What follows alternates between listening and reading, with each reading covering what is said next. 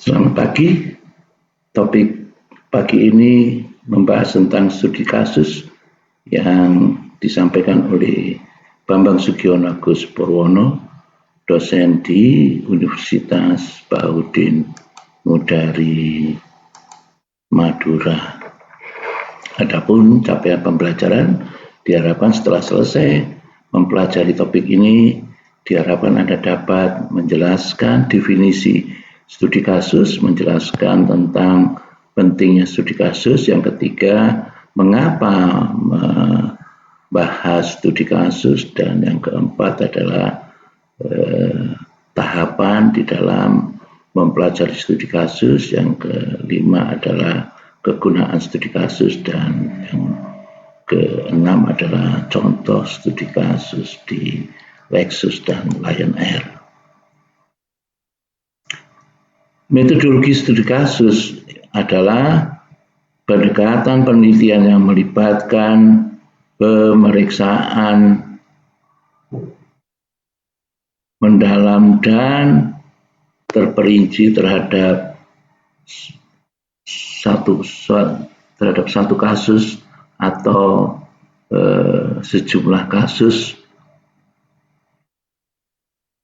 dalam konteks kehidupan nyata. Metode ini sering digunakan dalam ilmu sosial, pendidikan, bisnis, dan penelitian yang lain, di mana fokusnya adalah pada pemahaman fenomena kompleks dalam setting aslinya atau nyata. Apa sih pentingnya mempelajari studi kasus? Ada 8. Yang pertama, pengembangan pemahaman yang lebih mendalam tentang satu dunia nyata. Yang kedua, implementasi atau aplikasi teori ke dalam praktek kehidupan sehari-hari. Yang ketiga, pengembangan keterampilan berpikir kritis di dalam menghadapi dunia nyata. Yang keempat, pembelajaran interaktif dan partisipasi. Yang kelima, penyediaan wawasan untuk pengambilan keputusan. Yang keenam, meningkatkan empati dan pemahaman sosial. Yang ketujuh, kontribusi terhadap pengembangan pengetahuan. Dan yang terakhir adalah evaluasi dan refleksi terhadap keadaan yang kritis. Beberapa pembahasan yang lebih detail berkaitan dengan 8 hal berkaitan pentingnya mempelajari studi kasus. Yang pertama dan yang kedua, yang ketiga, kemudian yang keempat, dan yang kelima adalah penyediaan wawasan untuk pengambilan keputusan. Yang keenam adalah meningkatkan empati dan pemahaman sosial. Yang ketujuh dan yang kedelapan adalah evaluasi, refleksi, kritis. Mengapa mempelajari studi kasus? Ada 7 hal yang perlu diperhatikan. Yang pertama, pemahaman mendalam tentang fenomena atau gejala yang kompleks, multidimensi. Yang kedua, aplikasi teori ke dalam praktek kehidupan sehari-hari. Yang ketiga, pembelajaran kontekstual untuk pendidikan. Yang keempat adalah penyediaan wawasan yang unik. Yang kelima, kontekstualisasi kebijakan dan keputusan sehari-hari atau dunia nyata.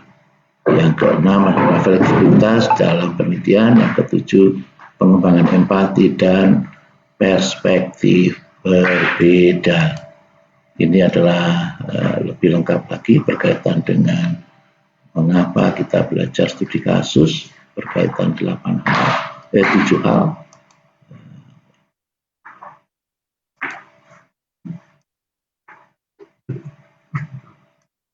Tahapan di dalam mempelajari studi kasus. Yang pertama adalah pemilihan kasus atau topik. Yang kedua adalah pengumpulan data. Yang ketiga adalah analisis. Yang keempat, penarikan kesimpulan. Yang kelima adalah evaluasi dan refleksi. Yang keenam adalah rekomendasi dan implikasi. Penjelasannya dapat dilihat di slide berikut ini.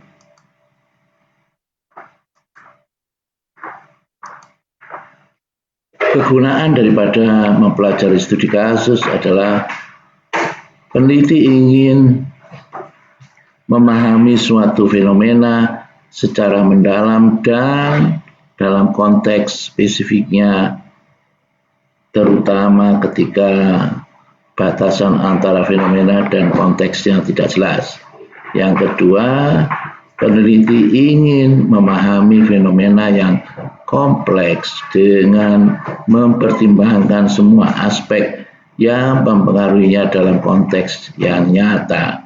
Yang ketiga adalah bagi peneliti dapat memberikan wawasan yang mendalam dan luas tentang berbagai fenomena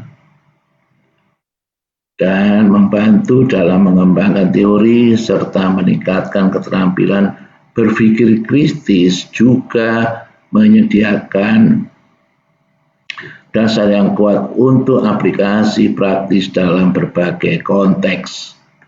Yang keempat adalah bagi peneliti dapat memperkaya pemahaman teoritis tetapi juga memberikan alat praktis yang dapat diterapkan dalam berbagai situasi nyata serta membantu mengembangkan keterampilan analisis kritis dan keputusan yang lebih baik serta mendorong pembelajaran yang lebih dalam dan partisipatif.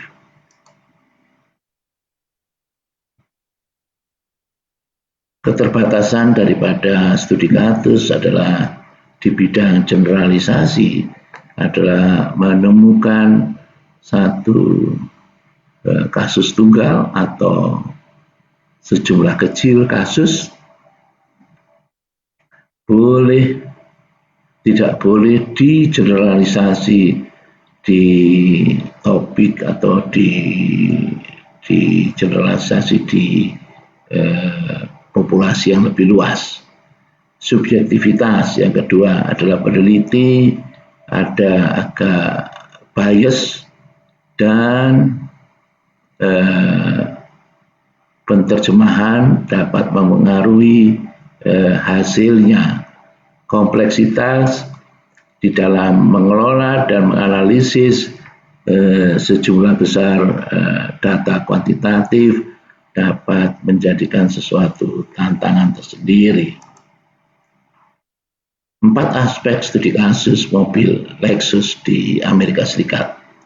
Beberapa kasus Lexus yang pertama adalah recall karena masalah keamanan. Jadi ketika mobil Lexus di launching di Amerika, maka pada saat dioperasikan kendaraan tersebut terjadi sering ada penyimpangan terhadap operasi jalannya mobil Lexus, sehingga mobil Lexus di Amerika sebagian di recall untuk diperbaiki atau direparasi karena masalah keamanan. Yang kedua, strategi pemasaran Lexus di Amerika. Jadi keberhasilannya adalah salah satu pada memiliki CC yang relatif kecil. Jadi dibandingkan mobil-mobil di Amerika pada saat itu adalah mempunyai CC sekitar 6.000 CC sehingga bahan bakarnya lebih kurang hemat. Juga warnanya juga hanya hitam dan putih, tetapi Lexus punya variasi warna yang lebih banyak. Juga interior lebih luas. Perkembangan inovasi teknologi dan munculnya mobil listrik. Jadi, yang keempat adalah masalah hukum dan litigasi. Ini adalah penjelasan berkaitan dengan aspek-aspek yang terkait studi kasus Lexus. Ada 4 aspek. Yang berikutnya adalah aspek untuk menganalisis studi kasus sebagai Lexus sebagai mobil Lexus sebagai studi kasus. Ada 5 untuk menganalisis yang pertama berkaitan dengan brand positioning dan market strategi, yaitu berkaitan penetrasi pasar mobil-mobil mewah. Yang kedua, fokus di dalam pengalaman dengan pelanggan. Yang kedua, krisis manajemen. Jadi pada tahun 2010 mobil Lexus terjadi krisis yang merecall mobilnya karena berkaitan dengan keamanan. Yang kedua berkaitan dengan respon dan recovery. Jadi respon daripada pengguna, end user, dan perbaikan. Inovasi dan teknologi, munculnya mobil-mobil hybrid gabungan antara fosil energi dan elektrik energi. Yang kedua, pengembangan dari fitur keamanan yang lebih canggih.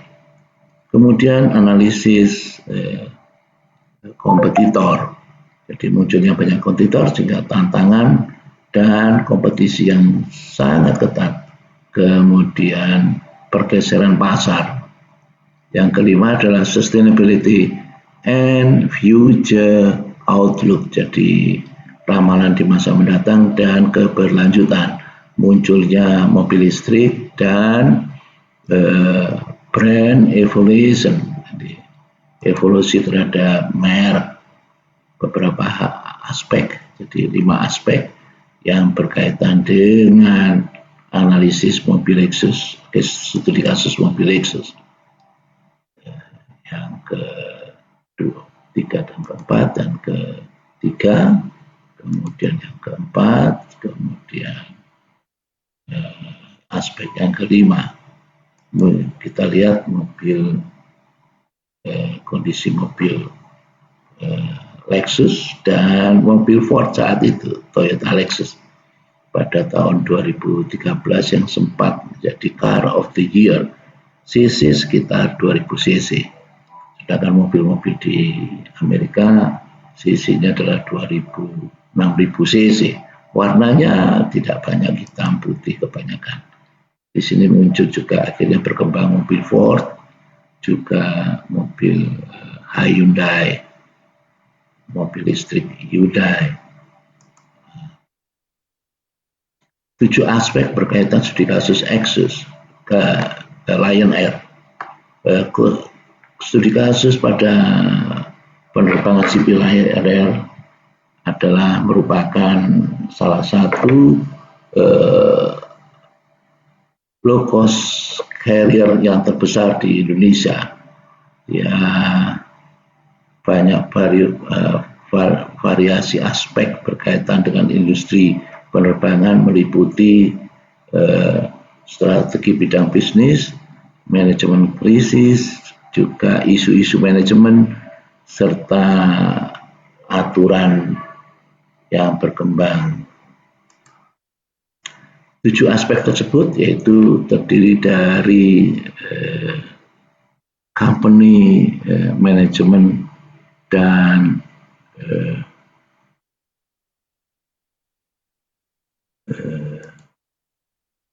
growth dan pertumbuhan. Yang kedua berkaitan tentang bisnis strategi. Yang ketiga berkaitan dengan operasional challenges, tantangan bidang operasional. Yang keempat adalah krisis manajemen. Yang kelima adalah aturan dan tantangan aturan dan legal hukum. Yang keenam adalah berkaitan tentang market dan competitive landscape. Sedangkan yang ketujuh adalah berkaitan dengan ramalan di masa mendatang, jadi future outlook. Jadi penjelasannya ada di slide berikut ini.